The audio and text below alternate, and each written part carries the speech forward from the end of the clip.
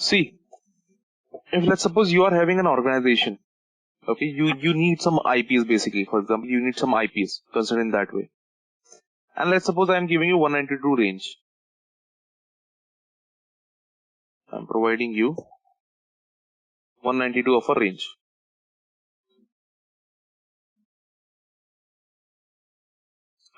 This entire range I have given you. Like it means 192.168.0.0 till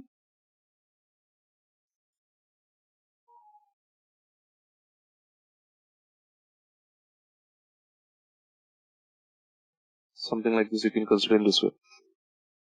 Now tell me one thing.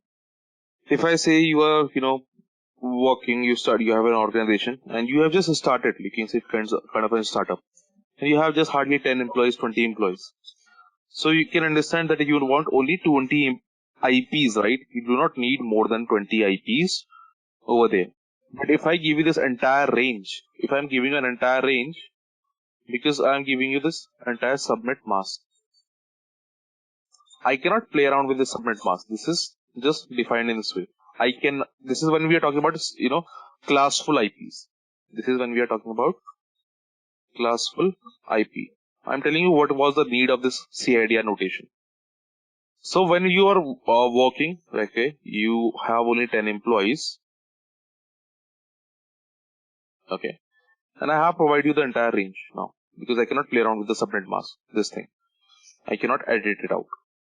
So what is happening? You can only consume 10 IPs from this entire range. So how many IPs are you wasting? Correct? Getting my point? When I provided this entire range, it means we got how many IPs? You got 255 IPs, right?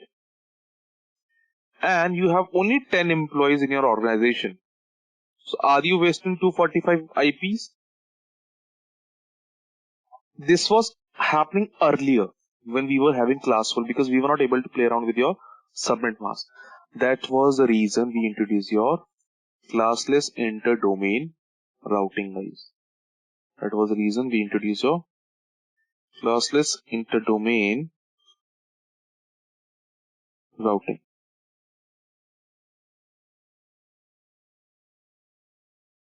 In Classful, we were not able to play around with your subnet mask, but now we can do that. Okay. See, if I give you something like this, if you talk about /8 means 255 /16 .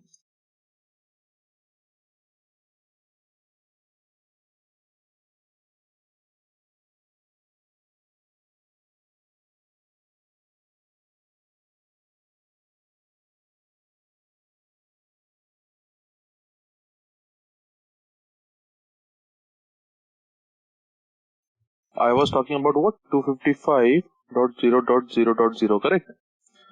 So we have seen over here the very first octet is having 255. It means all the bits are powered on, correct?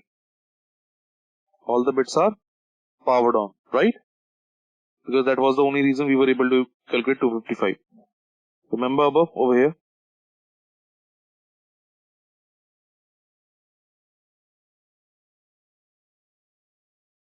This one over here, correct?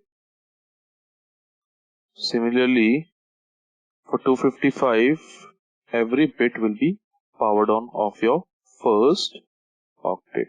Rest of them will be a 0. Always remember, fill it from left to right, not from right to left. Now got the logic behind this /8? Why I'm writing /8 over here? This /8 means 8 powered on bits, correct?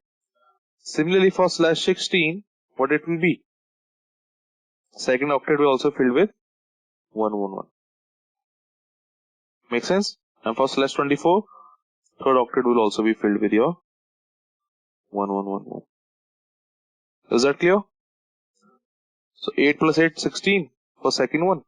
8 plus 8 plus 8 will be 24 for third one because we have 3 octet filled with your powered on bits because we have 255 3 times. Is that clear?